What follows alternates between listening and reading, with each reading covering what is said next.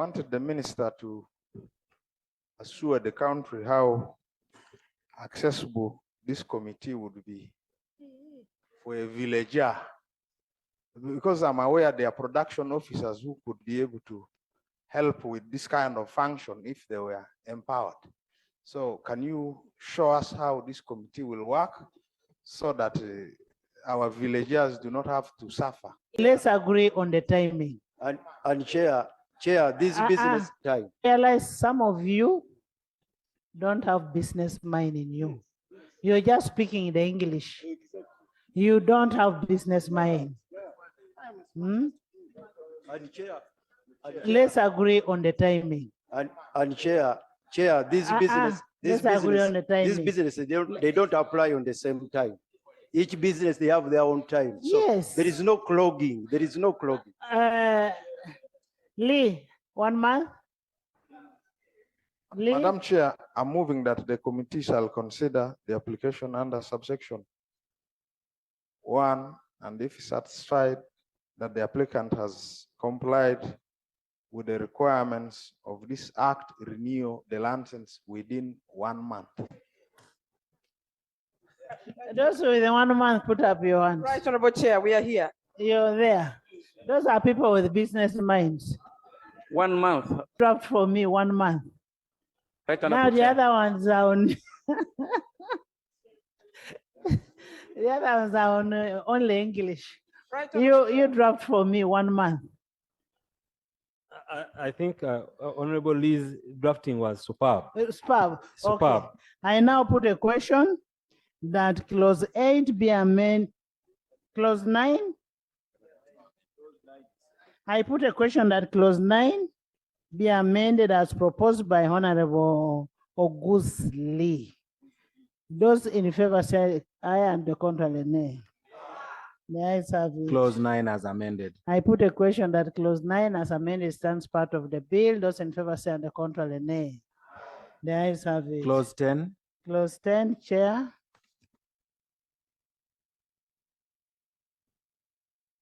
Chair, my observation is that we seem to make it easy for big people to import, and we have complicated the local production. You are giving 10 days within which import lands should be processed, and yet for the local people who are going to produce, it's taking 3 months. Ideally, we should be doing import substitution. We should be encouraging local production, but from the structuring of section 11, I'm really worried. We have not even looked at where this importer is going to be selling this thing. There is no requirement for them to meet also those premises, safety, quality requirements under this section 11. Therefore, I want to invite members, let us try to review this section once more so that we encourage local production and substitute imports. In any case, we should align the requirements to what application for suitability of premises requires. Thank you. Madam Chair, I don't know if I got it right.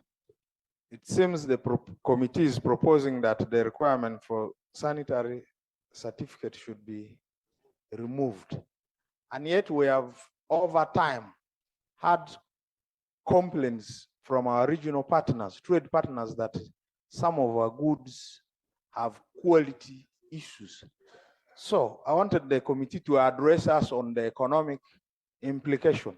If we lose markets because we are not able to meet quality standards which would be certified by this kind of certificates, how do we guarantee access to regional markets? You need to address us on that. Why is it that you want to remove it for this and yet for import, you just ignored it, and yet it's a quality issue which we should have certified? Chair, when you are exporting. Chair, I think for me, I disagree with the Chair, I would like to disagree with the committee's proposal arising from the guidance offered by our good doctor here. If we say we remove use from those sections, it means anybody in this country, even for their subsistence, they can feed animals on any substance, and this thing is going to get to the market and it will pose a health risk. We are a lot better keeping, not deleting the word use, so that it's a standard practice for whoever would like to engage in that industry. And that way we will be able to promote an industry everybody is proud of. But if we say, okay, the subsistence passion can feed things on it, we know all the subsistence products get to the market and we are consumers. So why should we be able to encourage practices that cannot support the industry in long run? I think the bill, the way it is, for me, is perfect. Then there is this aspect of a person shall not knowingly use animal feeds containing prohibited substance. Now the burden of proof of person who say I didn't know. So the prosecutor must prove.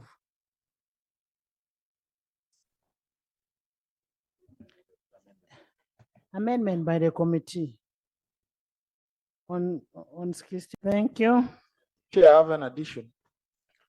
I foresee a situation where persons who will be beneficiaries of this law get aggrieved, and they must appeal to this committee to hear their grievances and determine whatever concerns they may have.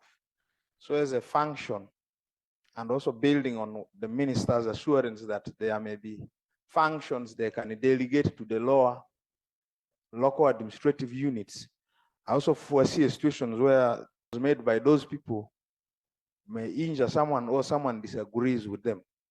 So it is only right that somebody should be able to come to this committee and appeal such decisions. I therefore, Attorney General, if you permit, move that one of the functions of this committee should be to hear and determine appeals from people who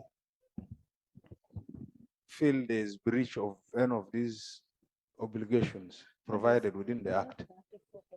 To clause 34 on appeals.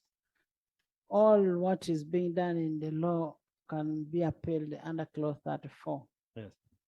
Yeah, clause 34, Right Honorable Speaker and Chair, Right Honorable Chair and colleagues, is the decisions from, if the decision of the committee.